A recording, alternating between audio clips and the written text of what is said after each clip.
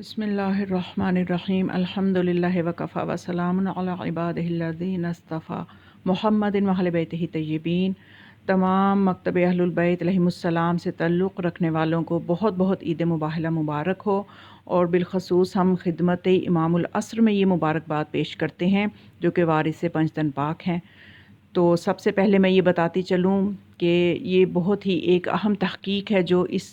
Video में मैं आपके गोशगुजार करना चाहती हूँ कि आयत तत्हीर और आयत मुबाहला का आपस में गहरा ताल्लुक़ है, और इन दोनों आयात को हम सबूत खिलाफत मौला कायनात के लिए भी पेश करते हैं। आयत तत्हीर का इसलिए ताल्लुक़ है कि तारीख़ में ये मिलता है कि आयत तत्हीर और आयत मुबाहला एक ही दिन नाजिल हुई, कि पहले आयत तत्हीर नाजिल हुई और ख़ुद तफसीर कशाफ़ में उम्मुल मोमिनीन हज़रत आयशा का ये बयान मौजूद है कि जनाब रसूल खुदा ने जनाब इमाम हसन अलैहिस्सलाम को ज़ेर चादर लिया। मुबाहला के रोज़ आपने सबसे पहले मौला हसन अलैहिस्सलाम को ज़ेर चादर लिया, जबकि आप सियाह बालों वाली चादर ओढ़े हुए थे। तो उसके बाद आपने मौला हुसैन अलैहिस्सलाम को ज़ेर चादर लिया, फिर मौला कायनात अमीरुल मोमिनीन अली इब्न अबी तालिब अलैहिस्सलाम ज़ेर किसा आए। उसके बाद जनाब सैयदा भी जब ज़ेर किसा आ गई तो आयत तत्हीर नाजिल हुई, और फिर आप इन हस्तियों को लेके मुबाहला के मैदान की तरफ तशरीफ़ ले गए। तो आयत तत्हीर जो कि गवाह है अहलुल बैत अलैहिमुस्सलाम की इस्मत पर, एक रोशन दलील है उनकी अज़मत पर। तो रिवायात में इस तरह से भी मिलता है कि ये आयत तत्हीर वाक़े मुबाहला से कुछ माह पहले नाजिल हुई।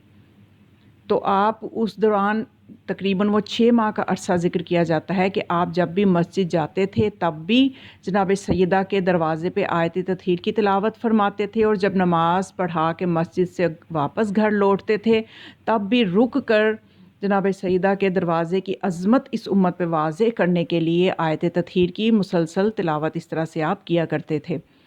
तो इस तरह से भी मिलता है कि आयत तत्हीर जो है ये कुछ अर्सा पहले नाजिल हुई, और इस अंदाज से भी मिलता है कि जब आपने ईसाइयों को दलाइल पेश किए खुदा की तौहीद के, तो उन दलाइल को वो ईसाई झुटला ना सके, लाजवाब हो गए, लेकिन फिर भी वो हट धर्मी की वजह से इस्लाम ना लाए। तो आपने फिर अल्लाह के हुक्म से उन्हें मुबाहला का हुक्म दिया, और जब आपने ईसाइयों के साथ उनको दलाइल दे के घर वापस तशरीफ़ लाए थे तो उस वक्त आपने आयत तत्हीर का उस वक्त नज़ूल हुआ था, और उसके बाद जो है मुबाहला का वाक़या पेश आया। तो ये सोचने वाली बात है कि ये वाक़या मुबाहला जो है ये इस्लाम की फ़तह का दिन है, तो ये तमाम मुसलमानों को मनाना चाहिए। लेकिन अफ़सोस है कि मुसलमानों को इस दिन की कोई मारिफत ही नहीं है। इस दिन के क्या अमाल हैं, क्या दुआएं हैं, उनकी तरफ कोई रग़बत नहीं है। तो इसकी वजह यह है कि मुसलमान इसको ईद के तौर पे इसलिए नहीं मनाते कि आज अगर हम देखते हैं कि चूँकि सहाबा को अहले बैत के मुकाबले में लाया जा रहा है, तो फिर तो यही समझ में आता है कि वो हसद जो उम्मत के दिलों में नस्ल दर नस्ल चला रहा है, और वो बुग़्ज़ जो अहलुल बैत अलैहिमुस्सलाम के लिए लोगों के दिलों में मौजूद है,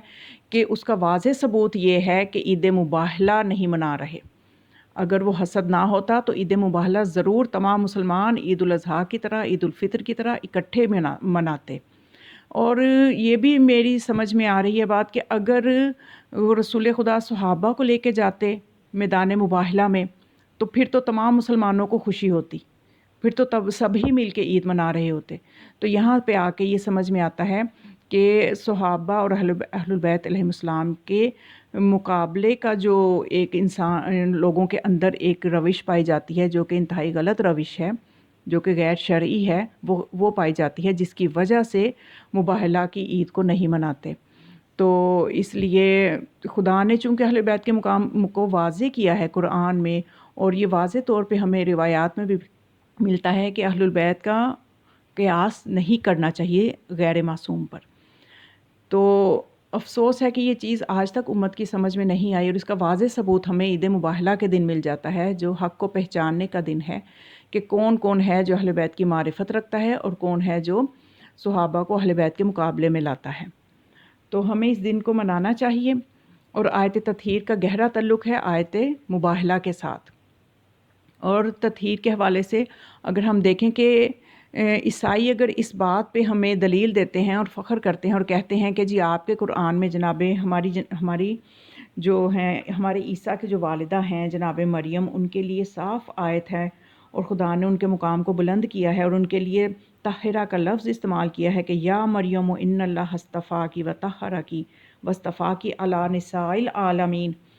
تو ہماری جو جناب ہمارے نبی عیسیٰ کی جو والدہ ہیں ان کا مقام بہت بلند ہے کہ آپ کے قرآن میں ذکر ہے، تو ہم انہیں یہ کہہ سکتے ہیں کہ اگر جناب مریم کے لیے طہارہ کا لفظ آیا ہے تو جناب سیدہ جو کہ عالمین کی عورتوں کی سردار ہیں ان کے لیے تطہیرہ کا لفظ آیا ہے۔ تطہیر کہتے ہیں مخزن طہارت کو، کہ جو سرچشمہ طہارت ہیں، کہ دنیا میں جتنی طہارت بٹ رہی ہے وہ جناب سیدہ کونین کے صدقے سے بٹ رہی ہے، چاہے وہ جناب سیدہ کے دنیا میں آنے سے پہلے جو طہارت بٹی ہو، کیونکہ وہ عالمین کی عورتوں کی سردار ہیں، تو ان کے لیے آیت تطہیر میں تطہیرہ کا لفظ آیا ہے، انما یرید اللہ لیذھب عنکم الرجس اہل البیت ویطہرکم تطہیرا۔ اور پھر آیت تطہیر جو ہے اس سے اہل البیت علیہم السلام کا مقام ہمیشہ کے لیے سب پہ واضح ہو جاتا ہے اور اس دلیل کو کوئی نہیں جھٹلا سکتا۔ اور خود جو امام موسیٰ کاظم علیہ السلام کے حوالے سے میں بیان کروں گی کہ انہوں نے بھی اپنے دور میں حاکم وقت سے استدلال کرتے ہوئے آیت مباہلہ جو ہے اس کو تلاوت کیا، اور پھر اس کے علاوہ ہمیں معصومین کی زندگیوں میں ملتا ہے کہ انہوں نے اپنے دور کے جو بھی حکمران ہوتے تھے ان کے سامنے جب بھی کبھی مناظرہ ہوا اور عصمت اہل بیت کو ثابت کرنا ہوتا تھا تو آیت مباہلہ، آیت تطہیر، ان آیات کو معصومین بیان کیا کرتے تھے دلیل کے طور پہ۔ تو جیسا کہ ہمیں ایک ملتا ہے کہ امام موسیٰ کاظم علیہ السلام نے بھی استدلال کیا ہارون عباسی کے دور میں، کہ ہارون عباسی نے امام موسیٰ کاظم علیہ السلام سے یہ کہا کہ آپ کیوں کہتے ہیں کہ ہم نبی کی نسل سے ہیں، حالانکہ نبی کی کوئی نسل نہیں ہے، کیونکہ نسل تو بیٹے سے چلتی ہے نہ کہ بیٹی سے، اور آپ رسول خدا کی بیٹی کی اولاد ہیں، تو آپ اپنے آپ کو فرزند رسول کیوں کہتے ہیں؟ تو امام علیہ السلام نے فرمایا کہ اس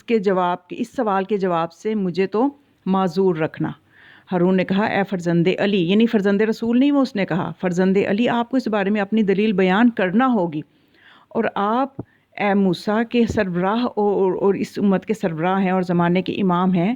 اور یہی ہم تک پہنچا ہے کہ آپ اس وقت جو ہیں شیعوں کے امام ہیں، اور جو کچھ میں آپ سے پوچھتا ہوں آپ کو اس کا جواب سے میں معذور نہیں رکھوں گا، آپ کو اس کا جواب قرآن سے دینا ہوگا۔ تو پھر اس وقت امام موسیٰ کاظم علیہ السلام نے فرمایا کہ ٹھیک ہے، تو سنو پھر اس کا جواب یہ ہے کہ خدا فرماتا ہے قرآن میں وَوَهَبْنَا لَهُ إِسْحَاقَ وَيَعْقُوبَ كُلًّا هَدَيْنَا نُوحًا هَدَيْنَا مِن قَبْلُ وَمِن ذُرِّيَّتِهِ داوود وسليمان وأيوب ويوسف وموسى وهارون كذلك نجزي المحسنين وزكريا ويحيى وعيسى وإلياس كل من الصالحين۔ تو خدا جو ہے یہ قرآن میں یہ فرماتا ہے کہ ہم نے عطا کیا انہیں اسحاق اور یعقوب، اور ہم نے ہر ایک کو ہم نے رستہ دکھایا، نوح کو اس سے پہلے ہم نے رستہ دکھایا، اور ان کی اولاد میں سے داود، سلیمان اور ایوب اور یوسف اور موسیٰ اور ہارون کو اس طرح ہم صلہ دیتے ہیں نیک اعمال رکھنے والوں کو، اور زکریا، یحییٰ اور عیسیٰ اور الیاس کو سب صالحین اور نیکوکار میں سے تھے۔ تو آپ نے پوچھا کہ بتاؤ عیسیٰ کا باپ کون ہے؟ ہارون نے کہا اس کا تو ان کا کوئی باپ، اس کا جناب عیسیٰ کا کوئی باپ نہیں ان کی۔ تو پھر اس وقت امام نے فرمایا پس خداوند متعال نے مریم کے ذریعے انہیں جناب عیسیٰ کو انبیاء کی نسل میں ملحق کر دیا، اور ہمیں بھی ہماری والدہ فاطمہ سلام علیہا کے ذریعے سے رسول اللہ کی نسل سے ملحق کر دیا۔ تو پھر ہارون میں تمہیں بتاتا ہوں، ہارون نے کہا کہہ دیں۔ امام نے فرمایا کہ آیت مباہلہ کی تلاوت کی، اور آپ نے فرمایا کہ کسی نے بھی یہ نہیں کہا کہ رسول اللہ نجران کے نصارہ کے ساتھ مباہلے کے لیے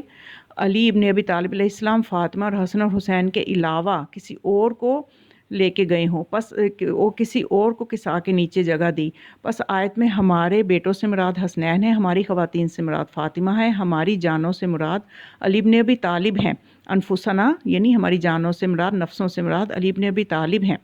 اور میں امام حسن اور امام حسین کو رسول اللہ کے بیٹے، اور اس آیت مباہلہ میں امام حسن اور امام حسین کو رسول اللہ کے بیٹے قرار دیا ہے، اور یہ واضح ثبوت ہے اس بات کا کہ امام حسن اور امام حسین جو ہیں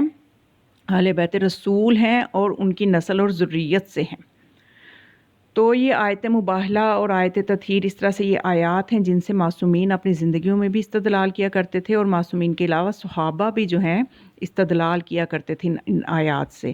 سعد بن ابی وقاص کا استدلال تاریخ میں موجود ہے کہ عمر بن سعد نے اپنے والد سعد بن ابی وقاص سے نقل کیا کہ معاویہ نے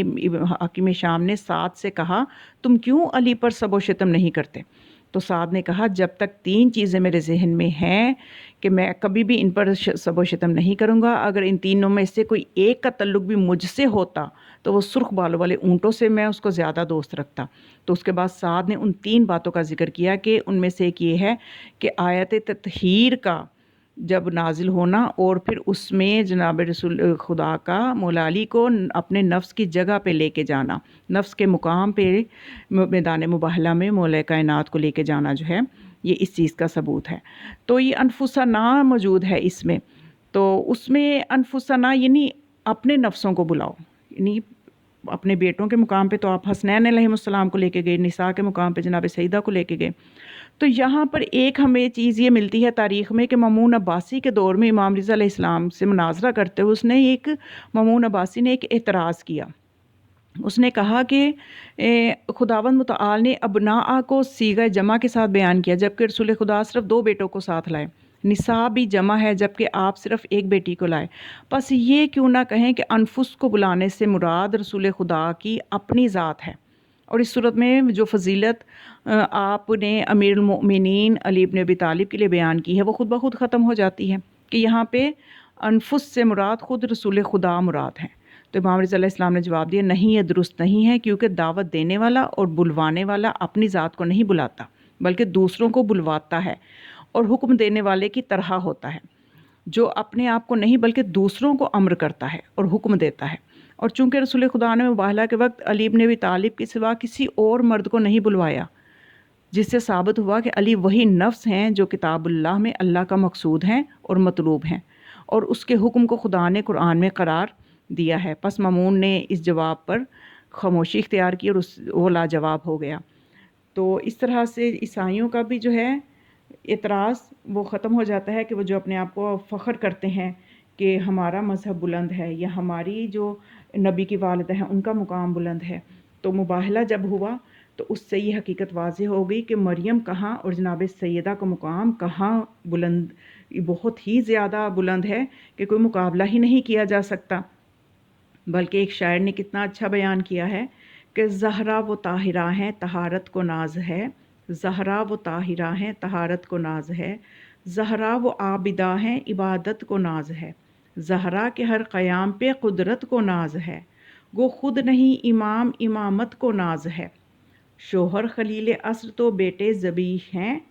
شوہر خلیل عصر